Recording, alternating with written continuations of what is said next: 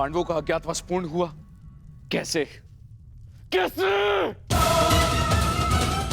इसका अर्थ जानते हो शकुनी?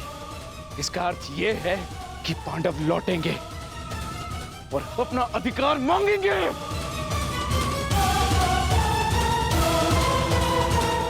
उनके मांगने से क्या होता है पिताश्री? मैं उन्हें अवसर नहीं दूंगा, कुछ नहीं मिलेगा उन्हें पिताश्री। मौन!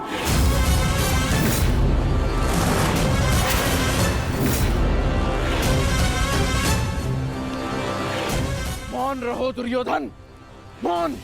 हर बार राज्यसभा में बड़ी बड़ी बातें करते हो, वचन देते हो और हर बार मुंह की खाकर लौटते हो तुम। हस्तिनापुर से सेना ले जाते समय क्या कहा था तुमने?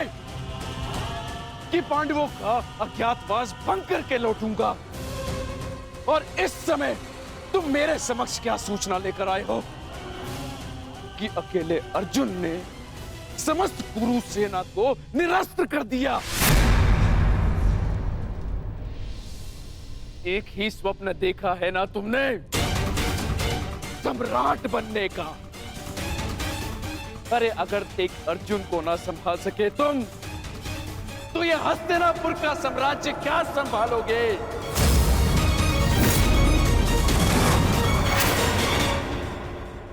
महाराज की जय हो। महाराज, विराटनगर से आपके लिए संदेश आया है।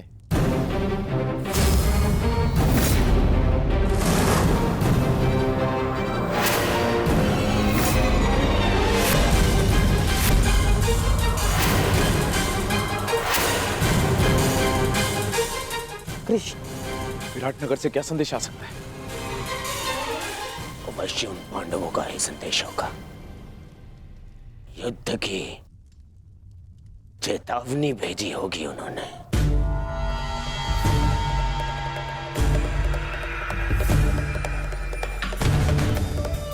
संदेशा पढ़ो शकुनी।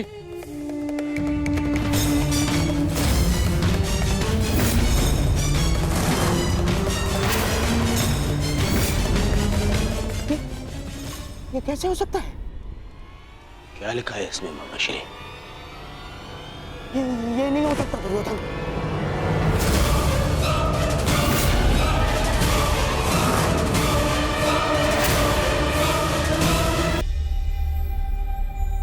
कहीं पांडवों ने युद्ध की चेतावनी तो नहीं दी? आक्रमण की चेतावनी नहीं,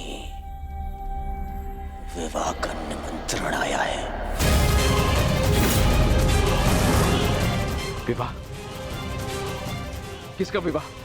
विराट कुमारी उत्तरा का। किसके साथ? उससे जिसमें साहस के साथ बुद्धि भी।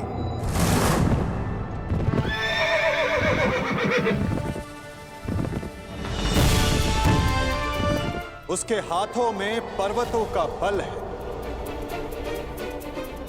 जिसकी गति में पवन सा वेग है।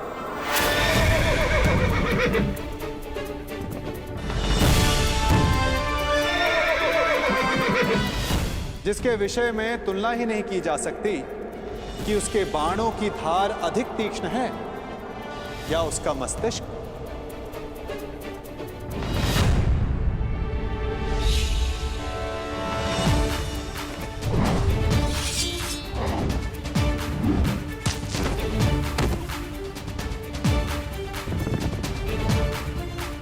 जो नर है, परंतु उसमें सिंह सी शक्ति, जिसे शत्रुओं को देखने के लिए नेत्रों की आवश्यकता नहीं।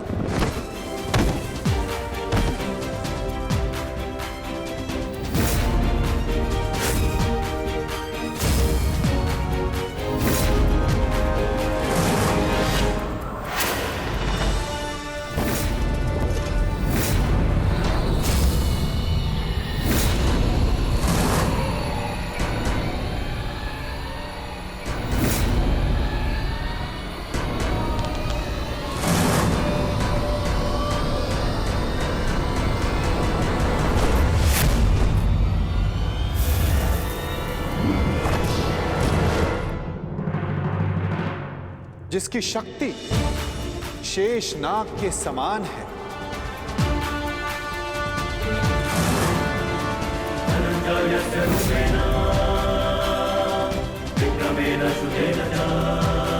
जिसके कौशल के समक्ष बड़े से बड़ा योद्धा झुक जाता है।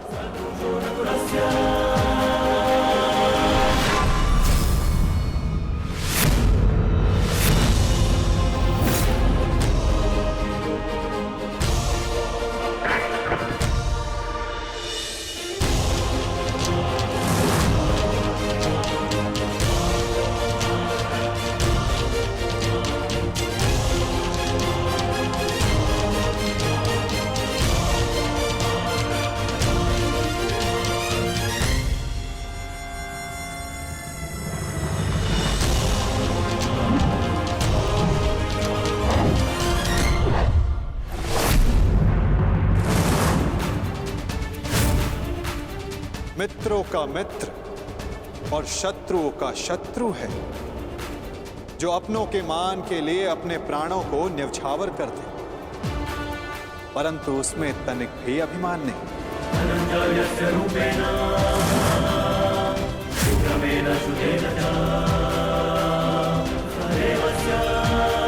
वो जिसे दाऊ और मैंने स्वयं शिक्षा दी, जो कुरुकुल का सूर्य है, वो है सुभद्रा और अर्जुन का पुत्र अभिमन्यु।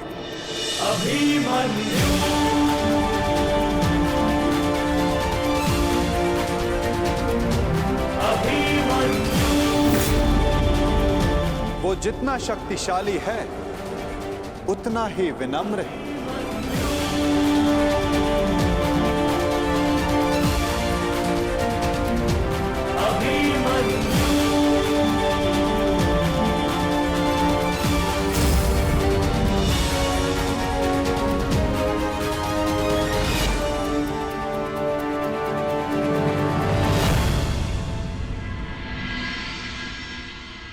हे ईश्वर, इतना बड़ा सौभाग्य, महान धनुर्धर अर्जुन के पुत्र अभिमन्यु का विवाह मेरी पुत्री उत्तरा से। मैं धन्य हुआ वासुदेव। स्वप्न में भी नहीं सोचा था कि मैं महाशक्तिशाली पांडवों का समधी बनूंगा। आज मुझसे अधिक कोई सौभाग्यशाली नहीं। भाग्यशाली तो मैं हूं विराटराज। उत्तरा मेरी शिष्य रह चुकी, इतनी कुशल, प्रतिभावान, पुत्र वधु पाकर मेरा भाग्य उदित हो गया। परंतु आप लोग अभी अभिमन्यु से मिले नहीं, और मैं चाहता हूं कि उत्तरा के साथ आप भी मिल लें और उसके पश्चात निर्णय लें कि अभिमन्यु उत्तरा के योग्य है या नहीं। अभिमन्यु आपका पुत्र है और जिसके शिक्षक स्वयं वासुदेव हो, तो उसकी योग्यता पर संदेह करना भी पाप है। हम उत्तरा का संबंध अभिमन्यु के साथ करने को प्रस्तुत हैं।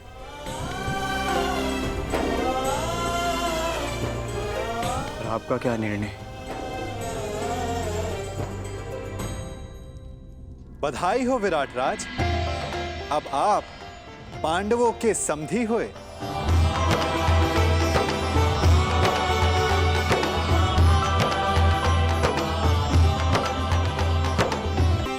इतना दुस्साहस, इतना दुस्साहस! पहले आओ दिया, और अब उसमें नमक छिड़क रहे हैं। हम यहाँ युद्ध का आह्वान कर रहे हैं और वो ये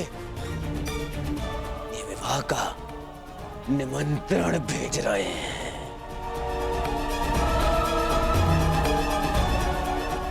नहीं जाएंगे, हम वहां नहीं जाएंगे, कोई नहीं जाएगा वहां।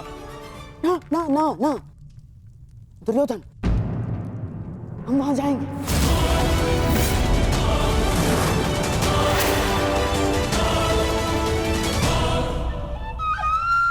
महाराज, मेरा मत है कि हमें वहां जाना चाहिए। युद्ध और संधि अपने स्थान पर है और संबंध अपने स्थान पर है महाराज। कुरुवंश के अगली पीढ़ी का पहला विवाह है ये, और हमें निमंत्रण भी आया है। हमें जाना चाहिए महाराज। हाँ?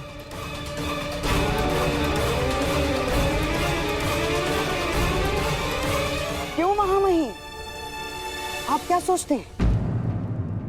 आपके प्रिय अर्जुन के पुत्र अभिमन्यु का विवाह है, हमें उसे आशीर्वाद देने नहीं जाना चाहिए? जाना चाहिए महामहिम, हैं?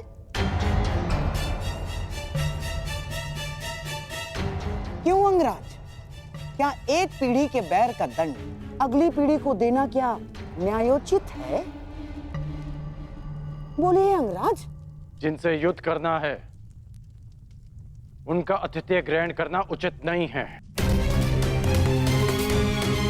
महाराज, यदि हम पांडवों के अतिथि बने तो वो ये संकेत देगा कि हम उनसे भयभीत हो गए हैं।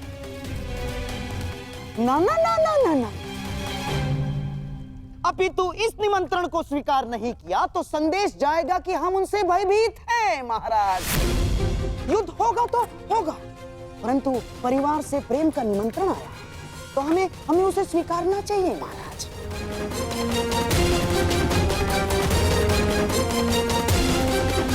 ये महाराज, पांडु आपके भाई थे और देवी कुंती अभी भी हस्तिनापुर में निवास करती है,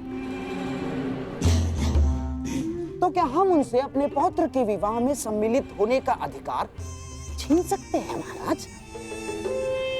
देवी कुंती के लिए हमें इस विवाह में अवश्य जाना होगा महाराज। प्रेम का प्रस्ताव आया है, उसे स्वीकार कर लेते हैं। यदि युद्ध की चुनौती आएगी तो उसे भी स्वीकार कर लेंगे। मैं जानता हूं महाराज, आपके मन में अभी इस समय क्या दुविधा चल रही है, परंतु हस्तिनापुर के सम्राट होने के नाते आपके भी कुछ उत्तरदायित्व हैं महाराज।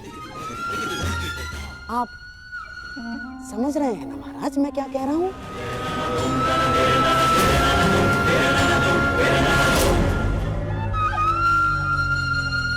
तो ठीक है, हम इस विवाह में अवश्य जाएंगे।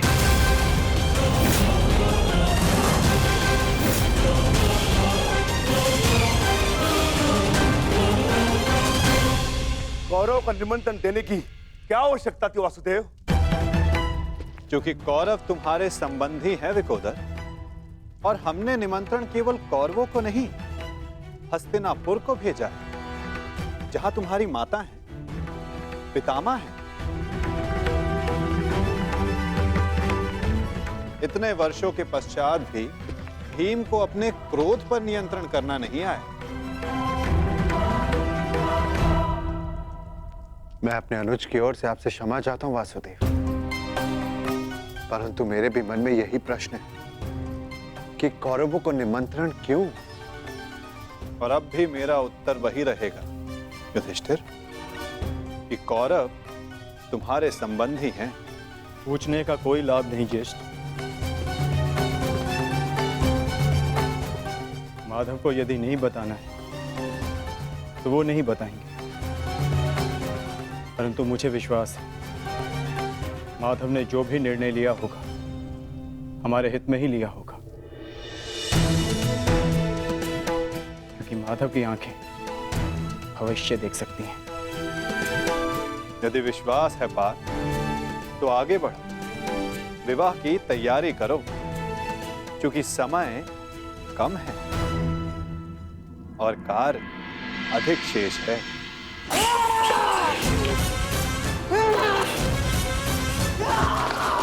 मामा जी,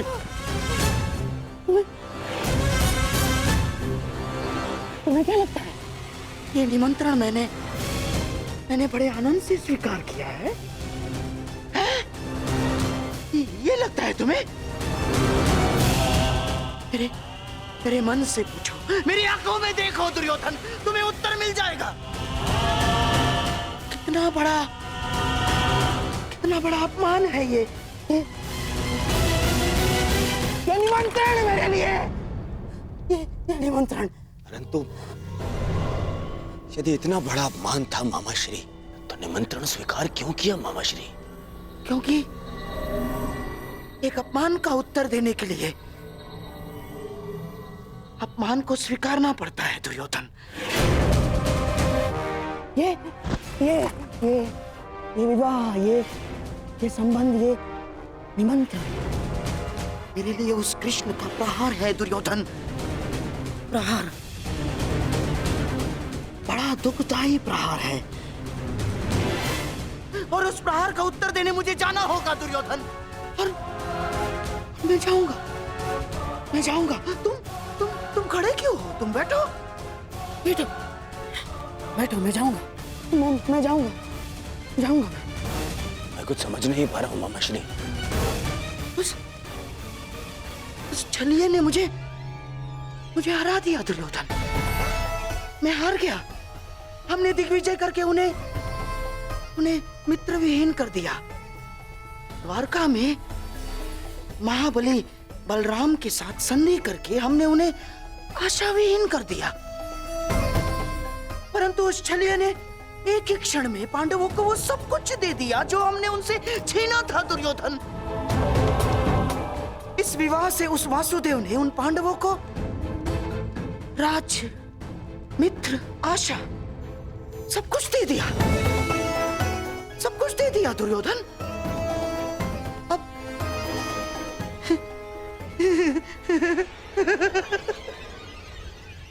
अब तुम्हारे समझ में आया कि उस छलिए ने हमारे साथ कैसा छल किया है।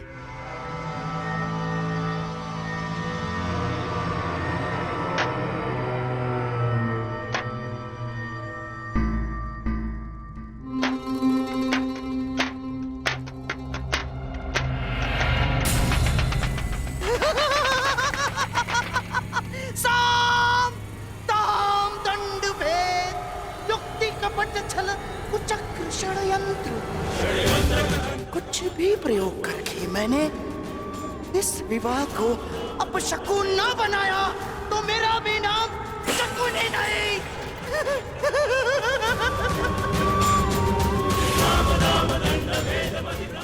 मेरी प्रतिज्ञा है मेरी, पांडवों का सबसे बड़ा सहारा, हार जाएंगे वो। उस छलिए को शकुनी का उत्तर मिलेगा दुर्योधन, इसी विवाह में मिलेगा।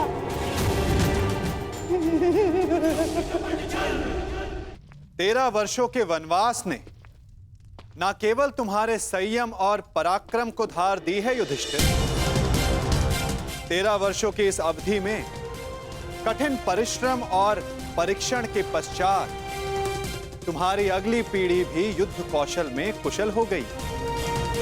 अब तुम सबका वनवास पूर्ण हुआ, अब समय आ गया है अपने वनवास रूप तपस्या का फल पाने का, और वो फल है तुम सबके पुत्र।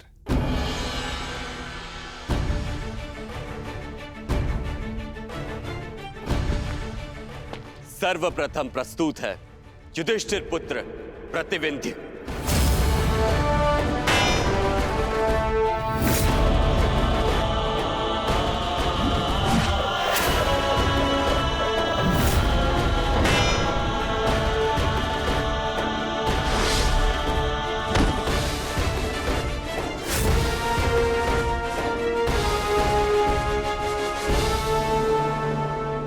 अब प्रस्तुत है भीमपुत्र सुत्सोम।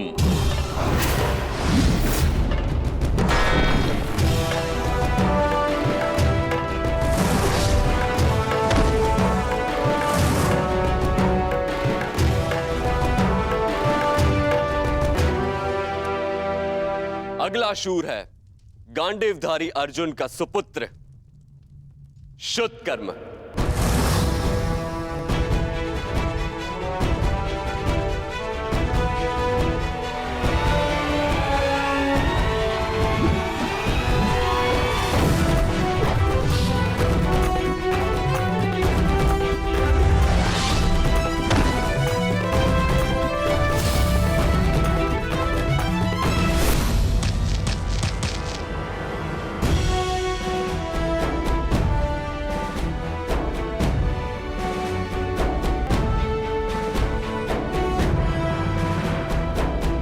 अंत में नकुल पुत्र शतनिक और सहदेव पुत्र शुद्ध से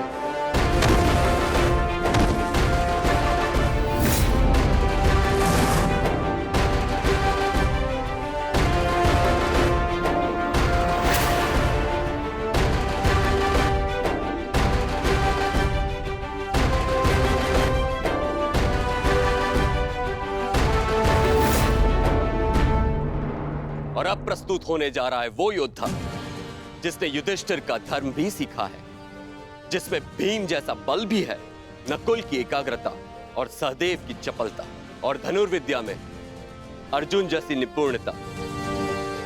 वो है अर्जुन पुत्र महायोद्धा अभिमन्यु। कृष्णे गुणार्जिता पांडवेषु च ये गुणा अभिमन्यु कुटिलेकस्था दृश्यन्ते गुणसंचया अभिमन्यु।